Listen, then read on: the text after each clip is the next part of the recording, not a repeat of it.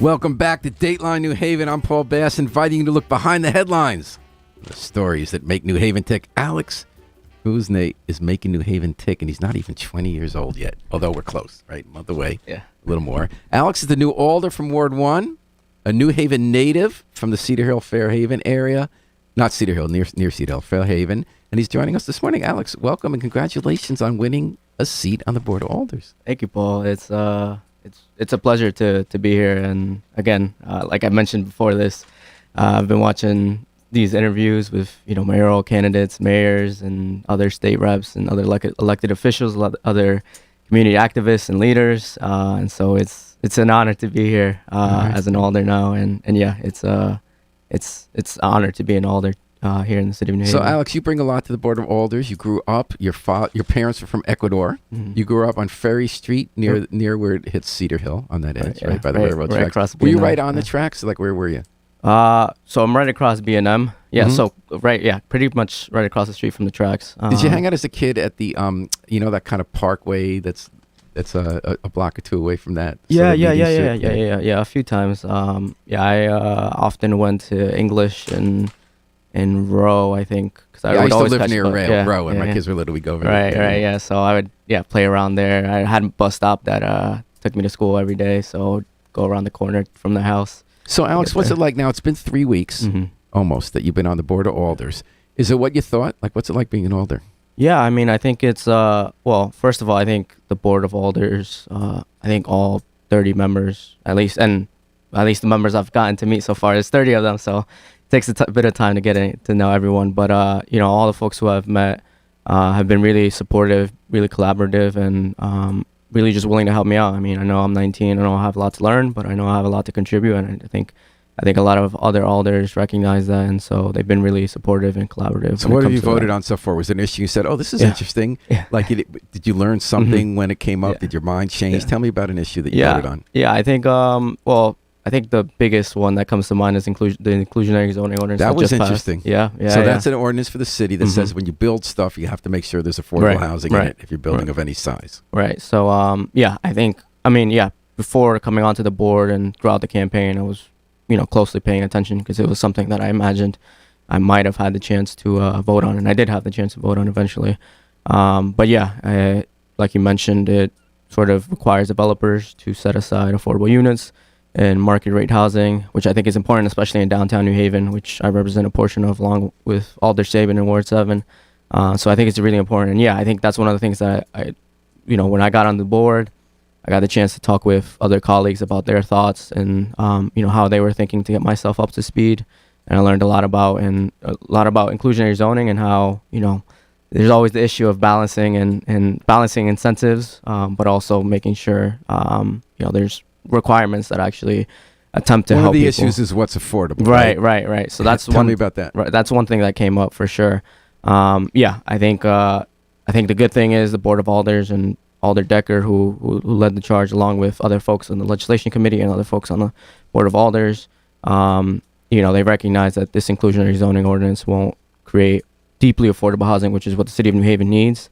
I think the requirements at 50% AMI. That's the area median income. Right, area median income. Some folks I know in leaders and activists wanted, other leaders and activists wanted it to be based around New Haven area median income, which I think what I learned is that, you kind of have to also pay attention to what the state sort of follows. The state follows area median income.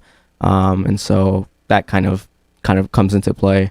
I think that's one of the biggest things that I learned about too. I think one of the biggest amendments that Alder Decker proposed that I think will make this a bit stronger as the years come is that there's a 2-year phase-in. So I actually forgot the numbers right off the top of my head, but I know that when it comes to public land, I think the number was 30 originally in the ordinance. Right now, as it gets implemented in February, I think it goes from 30 to 40% affordable units.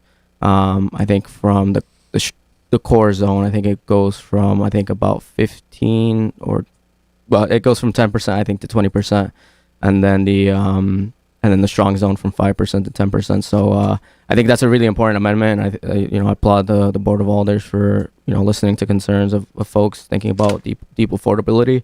And I think that amendment does. Again, there's still a lot of work left to do when it comes to deeply affordable housing, and I think the Board of Alders hopefully won't stop. And I know I won't. I'm committed. Edward Malone says, "Don't become a puppet." I'm not worried about this guy, and that's Ed Malone. And thank you very much for that comment. So, your mom was your dad was electrician's assistant, and your mom was a seamstress. Yeah.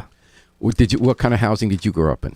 Right. So, I think. The housing that I grew up in, my parents somehow, I think about it, it's really surprising. But yeah, we do own our house through a mortgage. Right on Ferry Street. So, I thankfully didn't, have to go through the process, because I know a lot of folks who are, on the Section 8 waiting list, and other folks who are on other waiting lists for affordable units. That's a whole lengthy process, and it's definitely a drainful process for a lot of families. Unfortunately, I didn't have to go through that. Of course, we're a small landlord. We rent out half. It's an owner occupancy house, so the parents rent out the second half, and I think we're looking into maybe making the house into an ADU, which is now a bit easier thanks to the ADU. Meaning another unit. Another unit. Converting the attic potentially. But yeah, I had again the blessing, and I'm really humbled, and again really always really cognizant of where I come from and some of the stuff that I've had the fortune. You've gotten involved in the community, being cognizant of where you come from. You worked in IRIS, which helps refugees get settled. You were involved in the Fairhaven community management team while you were still in high school, right? How did you get involved in all this stuff as a high school kid when most people are talking about like music bands and TV shows? What was that about? How did you get involved in this stuff? Yeah, so I think it was really, for me, it was just reaching out to folks that I knew were involved in these circles. But what got you interested in your community and getting involved in public activity? Yeah, so I think for me, the biggest thing that got me involved, and I talk about this with Tom Breen when I first announced my campaign.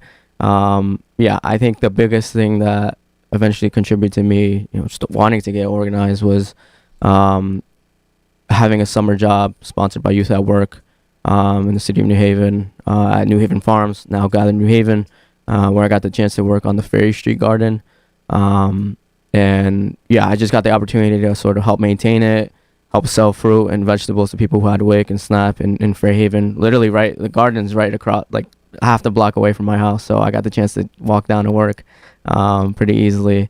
And so that was really the opportunity for me, just being able to see how the work that I put in, whether it just be maintaining, fruits and vegetables and then selling them, being able to help out the people in my community and people who most need it, was something that I think enjoyed seeing, being able to, again, put in the work, put in my own work to be able to help other people. So what does that tell you now as an Alder? You'll be voting on budgets with, so summer jobs are important, right? For sure, yeah. So now the American Rescue Plan is sending us $100 million. One time we get to spend a lot of money and hope to make a difference. There are so many different things we could spend it on. So the Ellicker administration's biggest idea was surveillance cameras.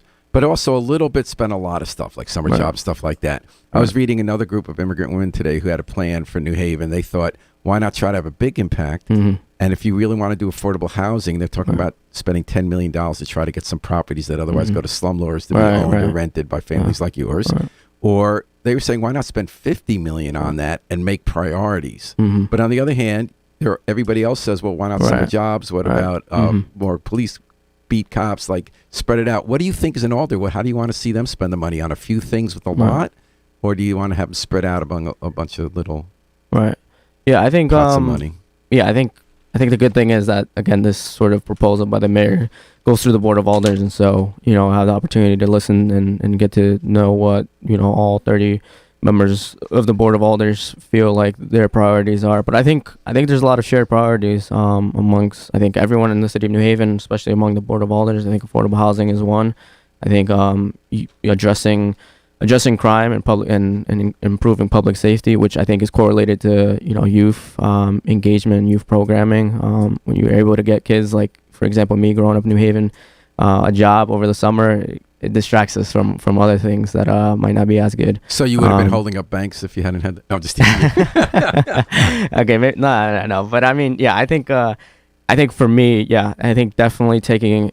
I think the good thing is the administration I will praise the administration for holding these civic spaces and spaces to hear from directly from residents what they think are some of the priorities are. And I think based off of that and based off of what Alder see in their neighborhoods, I think more or less, yeah, we're looking at. I think the way I would see it is a few priorities, spread out the money a bit.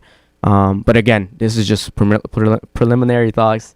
What's your thinking on $10 million for surveillance cameras? Is that your priority for policing? Right. I think folks on the board raised some good concerns, especially around invasion of privacy issues and how, again, surveillance cameras again might not be the best use of money, especially when it comes to public safety. And I would agree. I think even though surveillance cameras are necessary, I think what New Haven had like 300 compared to Hartford's 900 and Bridgeport's 1,400. So I think there is a need for increased, cameras. But I also think, again, we have to, and I think I'm not saying the board doesn't and the rest of the city doesn't think that, but I think there is again a need to sort of focus on where the root causes are and sort of stop, some of these issues at the core. And I think that involves again jobs. Economic security, jobs, home security. And I think, again, those are some of the priorities I think we should be focusing on. And I hope, the plan will. That's because you said you've been following politics since 2016. Was it the presidential election that got your... Yeah. It was the presidential election. I mean, yeah, it was the presidential election. But then after that, I kind of realized, okay, local politics is a whole nother sort of scene and where you make the big difference. Right, where you make the big difference and where you really take what the federal government and the state government does and really implement it and really just do the nitty-gritty. Follows up. I wish you well. You sound like you love the city like I did 30 years NHFD. Thanks a lot, Edward Malone. So you're studying, so while you're in the nitty-gritty, right, you're looking at like ADUs and inclusionary zoning in New Haven, block by block. Right. You're also at Yale studying political science. Right. Any courses blow your mind yet or have a big impact on you, how you think about? There's a few. I mean, I think first of all, I want to say, I'm thankful for, New Haven Promise. I want to shout out New Haven Promise because... You were New Haven Promise? Yeah, I'm a New Haven Promise. You went to Achievement First, so they let the charter school kids be in that? Yeah, they do. Okay. So I'm New Haven Promise. So they're paying you for Yale? Yeah. So I'm thankful, well, because my parents make a certain threshold, below a certain threshold, I'm not paying anything to go to Yale. The university is paying basically me to go to Yale, which again is an opportunity I'm really thankful for and really blessed. I know a lot of other kids don't have the opportunity, so I think it allows me to be able to focus on other things, which like this. I think one of the classes that stands out to me was a class on urban renewal taught by Elihu Rubin. I know he's been active. He's great. I think what I loved most about it is that I got the opportunity to focus on New Haven. I think one of my papers was on writing about the history of a library, or of a specific building in New Haven. I wrote about the Fairhaven Branch Library. It was a Carnegie-sponsored library. I didn't know that. That's when Andrew Carnegie was doing like guilt money and guilt money. and funding libraries. Right. And then another paper was about... Well, tell me more about what you learned about. Had you gone to the library as a kid? Oh, yeah. That's one of the other things I have to shout out. Yeah, Fairhaven Branch Library. I would always go there as a kid. My mom would go help take me there, help pick bilingual books out, which again is something that is really, really underappreciated. The importance of bilingual books, and that's something that I literally grew up in the library. I have to get back to reading for sure, but so then what did you learn in doing the paper that you didn't know besides the fact that Andrew Carnegie built it? Well, I knew that it came from part of the history of the library actually came from a group of residents in Fairhaven wanting to build up. Originally, I think, incorrect. It's been a year and a half now since I wrote that paper, so kind of fuzzy on the details. But a group of neighbors originally had some books, a sort of library space built in one of the basements of, I think, a former Fairhaven school, or a different name of a already existing Fairhaven school. And so they wanted to find an actual space, and they took advantage of the Carnegie money, and the city of New Haven sort of worked a little bit with that, and built out that space. So the library, for me at least in my eyes, came from desire of residents in that neighborhood to have a space to have books and check out books, and I think that's really awesome. And what do you take from that about how we make change or how we improve our community? Well, I think it comes from, I think it comes from, again, community, but also I think community that's diverse, community that accepts diverse opinions, Whether it be, again, Fairhaven, as over the years has changed, a lot more immigrants from South America, Central America, the Caribbean. And that's a big change from folks that were living in the neighborhood from the 70s and 80s. Is that when it started, was 70s and 80s? The immigration, I think. The library. The library. Oh, no. That was the in 30s, right? That was in, let's see. I think that was in like the 1900s, early 1900s. Yeah. So, but yeah, I think it's important that we, again, listen to diverse opinions, listen to diverse perspectives. And yeah, I think we'll. Oh, we got only 1 minute. I'm sorry we started this late. We got to have to get back because I feel like I could talk to you all day. You're part of the Jackson Five new Alders. Do you feel a part of a team with that? Are you guys having a coherent grouping within the board? I think we all perspective. Yeah, I think we all share sort of, again, the perspective of being new Alders. I think also the good thing, like I mentioned earlier, the rest of the board of Alders who've been there, a term or 2 terms already, are really collaborative, really supportive, and I think we're all just trying to work together as a team, which I think is the best thing for the city. Working as a team, working to address the issues that are important to our residents in downtown, residents in Fairhaven, the Hill, the Ville, and other neighborhoods, which I think is the best we can do. Just trying to do the best for our city, work for our city, and listen to people who feel the impacts of what we do. And yeah, I think that's the best we can all do. Thank you so much for coming in. I'm sorry we got a late start. We didn't get to do a full interview, but I'm going to have you back. All right. I appreciate it. Looking forward to it. Do you have a career goal?